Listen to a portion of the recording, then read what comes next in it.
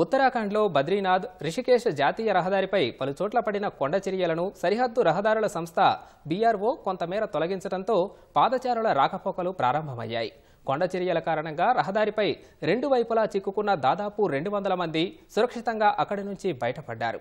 కఠినమైన హిమాలయాల మార్గంలో పునరుద్ధరణ పనులు చకచకా చేపట్టిన బీఆర్ఓ భక్తులు నడిచి వెళ్లేలా రాళ్లను తొలగించింది.